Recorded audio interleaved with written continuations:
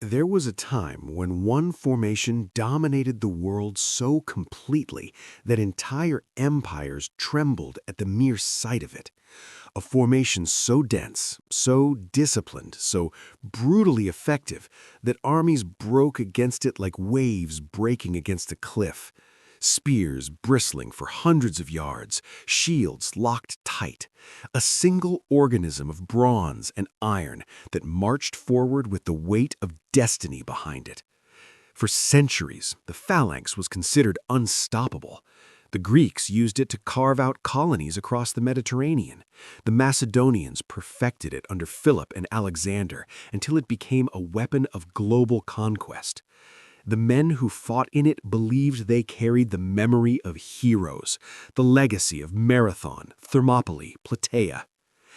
And then Rome appeared, a small city-state with no ancient tradition of grand armies, no legendary formations, no lineage of warrior kings. Yet Rome did something no empire before it had achieved. It shattered the Phalanx. Not once, not by luck, but systematically. What follows is not merely the story of two formations in conflict. It is the story of two worldviews colliding, one ancient, rigid, and glorious, and one new, adaptive, and ruthless. The Phalanx was built to rule the old world. The Legion was built to conquer the future. And on battlefields from Italy to Greece to Asia Minor, the unstoppable met the unbreakable, and only one survived. But to understand how Rome destroyed the Phalanx, we must first understand what it truly was and why, for centuries, no army could stand against it. The Greek Phalanx emerged in the dark years after the collapse of the Bronze Age. Individual heroism gave way to disciplined cohesion. No longer did battles rely on lone warriors seeking personal glory. Victory belonged to the collective. A phalanx was not a group of soldiers, it was a machine. Rows of hoplites stood shoulder to shoulder, shields overlapping, spears extending outward in a deadly hedge of iron points. The first row presented a wall of death. Behind them, 5, 10, even 16 more rows pressed forward, adding weight, stability, and momentum. Its power lay in three truths. 1. It was almost impossible to break from the front. The overlapping shields formed a barrier few armies could penetrate. 2. It was devastating when advancing downhill. The combined mass of hundreds of armored men became a battering ram. 3. It demanded perfect unity. If one man broke, those behind him faltered. But when cohesion held, the formation was nearly invincible. From the fields of Marathon to the plains of Issus, the Phalanx carved its place into history. Under Alexander, it became even deadlier. Macedonian sarisses, spears twice as long as traditional hoplite weapons, created a killing zone so deep that no enemy could survive the approach.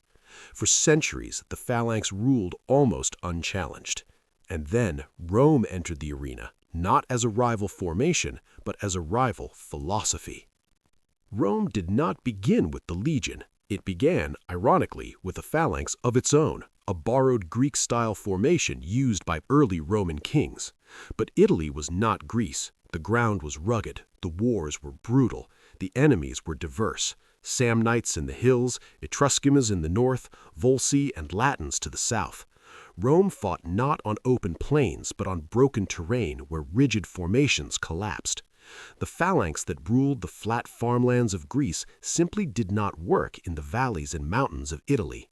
Rome needed flexibility, it needed adaptability, it needed soldiers who could fight in small groups, rearrange formations instantly, and exploit weaknesses in enemy lines.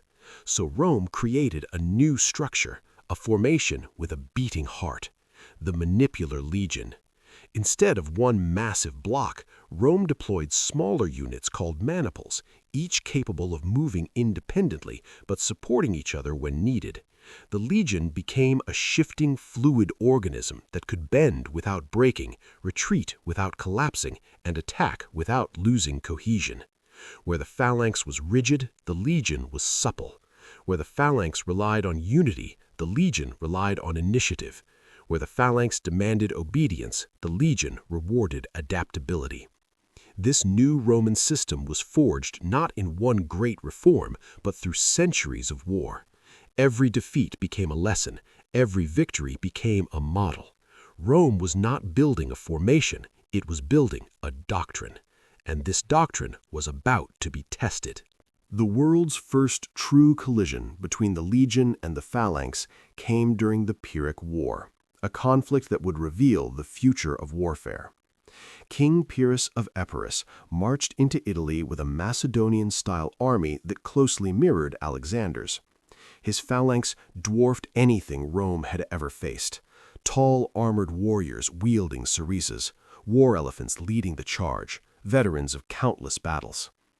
At Heraclea and Ascular, Pyrrhus won, but only just. His phalanx broke Roman lines, his elephants crushed Roman morale, yet he paid for each victory with horrific losses. When the Roman legions broke and retreated, they did not dissolve into chaos. They withdrew in order, regrouped, and returned to fight again. Pyrrhus expected Roman armies to behave like traditional phalanx opponents, to panic and scatter once their front line collapsed. Instead, Rome absorbed the blow. Then it evolved. After each engagement, Roman commanders restructured their formations. Maniples were adjusted to spread out, disrupt the sarissas, and target weak points between phalanx units. Velites, light infantry, learned to bait and exhaust the elephants. Hastati probed for openings. Principes struck from the flanks. Slowly, methodically, Rome was learning how to kill the phalanx. Rome lost battles, but Pyrrhus lost his future. Because while Greece relied on elite soldiers and singular genius, Rome relied on an unshakable machine, the Republic itself. It replaced its dead. It replaced its officers. It replaced its armies. Defeat only sharpened it. The phalanx, once the terror of the world, had finally met an opponent who would not break. But the true test was still to come, one that would shake the ancient Mediterranean. The final proof of Rome's superiority came decades later in the rolling hills of Thessaly. There, in 197 BCE, Rome faced the Macedonian king Philip V, heir to Alexander's legendary formation. The battlefield at Cynoscephali was uneven, foggy, and split across ridges and valleys, exactly the kind of terrain where a phalanx suffered, and Rome knew it. When Philip deployed his phalanx, half the formation managed to reach level ground and form up properly. The other half remained scattered across hills, unable to align their sarissas. A phalanx that was not perfectly aligned was not a phalanx at all. It was prey. Rome struck with precision. The right Roman wing held back the fully formed Macedonian left, refusing to break, refusing to panic, giving the impression of a stalemate. But on the other flank, the legion attacked the unformed Macedonian right. Here, Rome demonstrated why the legion had become the greatest tactical system of the ancient world. The legion did not fight the phalanx head-on, it dissected it. Maniple by maniple, the Romans slipped through gaps, bypassed extended pikes, and attacked from angles a phalanx could not respond to. Once inside the formation, the long sarissas became useless, the shields became dead weight. The Macedonians found themselves surrounded, unable to turn or adapt. And then came the moment historians still marvel at. A Roman tribune, acting entirely on his own initiative, ordered a cohort to swing around the rear of the Macedonian left, the half of the phalanx that had been holding its ground.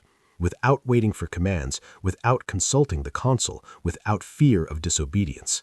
A phalanx soldier could never have done this. A Macedonian officer would never have dared it. But a Roman could, because the legion encouraged individual action.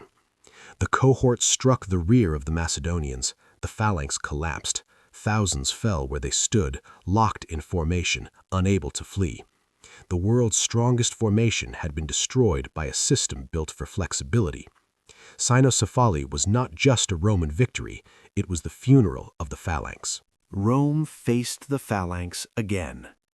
First at Magnesia in 190 BCE, then at Pydna in 168 BCE. Both battles revealed a truth the generals across the ancient world now understood. The Phalanx had weaknesses Rome could exploit at will. At Magnesia, the Seleucid Phalanx marched forward with devastating power until Roman velites and allied cavalry struck its flanks. Once the formation broke even slightly, Roman infantry poured in like water through cracked stone. But Pydna was the true end. On a field littered with rocks and uneven soil, the Macedonian phalanx under Perseus advanced, and for a brief moment it pushed the Romans back. The sheer power of 16-foot Sarissus forced the legion to give ground. But then the earth betrayed Macedon. A phalanx advancing over rough terrain cannot maintain alignment. Gaps opened, the formation warped, cohesion failed. Rome saw its moment. As soon as even one corridor appeared, Roman maniples darted inside the formation. Once again, Sarissus became useless. Macedonian soldiers found themselves attacked from the sides and rear, positions their formation could not defend. The massacre was total. The greatest military system of the classical world had been defeated by the future. After Pydna, no major power in the Mediterranean used a traditional phalanx ever again.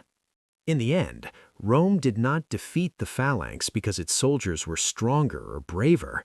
Greek hoplites and Macedonian phalangites were among the most feared warriors in history.